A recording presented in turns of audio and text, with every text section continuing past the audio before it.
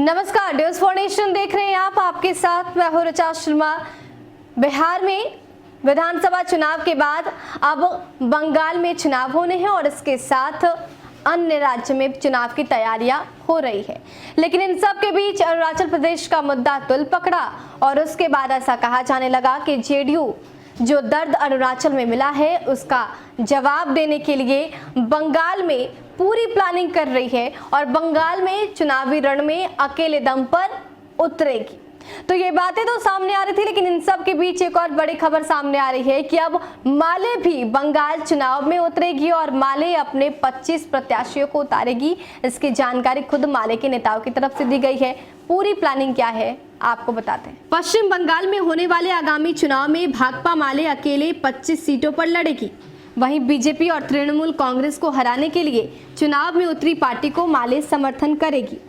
माले की बिहार राज्य कमेटी ने कहा है कि बिहार चुनाव में वाम दल की एकता रही है। हमारी पार्टी उसी तर्ज पर बंगाल चुनाव में भी साथ लड़ना चाहती है, लेकिन वाम दल की एकता वहां अलग हो रही है। पार्टी के 4 सदस्य बंगाल गए थे ताकि ये देख सके कि पार्टी वहां किस तरह से खुद को उतारेगी। इसके बाद ही यह निर्णय हुआ है कि माले 20 से 25 सीटों पर अकेले ही चुनावी मैदान में उतरेगी।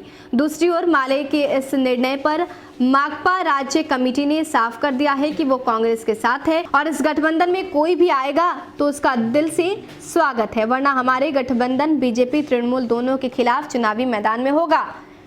बंगाल चुनाव में वाम दल अलग अलग चुनाव लड़ने की तैयारी में है। जहां एक और कांग्रेस और माकपा एक साथ चुनाव मैदान में उतरने को तैयार है, तो वहीं माले अकेले चुनाव लड़ेगी। दूसरी ओर बीजेपी गठबंधन अलग अलग और तृणमूल गठबंधन अलग होगी। दीपांकर भट्टाचार्य ने कहा कि बंगाल में बीजेपी सत्ता में आने के लिए जोड़तोड़ करने में जुट गई है। वहीं तृणमूल भी काफी समय से सत्ता पर काबिज है और बंगाल की जनता परेशान हो गई है, इसलिए वहां अकेले भी चुनाव मैदान में आ सकते हैं। लेकिन अब तक हमारी पार्टी ने ये निर्णय नहीं लिया कि हम कितने सीटों पर लड़ेंगे। तो भाकपा माले ने ये बता दिया कि बंगाल चुनाव में 25 सीटों पर माले उतरेगी और वहां पर बीजेपी को करारी शिकस्त देने की पूरी तैयारी है। हालांकि देखना होगा कि नीतीश कुमार अपने कितने सिपाहियों को वहां से उतारते हैं, क्योंकि ऐसा माना जा रहा था कि अरुणाचल प्रदेश में जो दर्द जो घाव मिला है उस घाव का प्रतिघात बंगाल चुनाव में नीतीश कुमार की पार्टी की तरफ से किया जाएगा। ऐसे में बंगाल चुनाव भी काफी दिलचस्प है। फिलहाल के लिए इतना ही।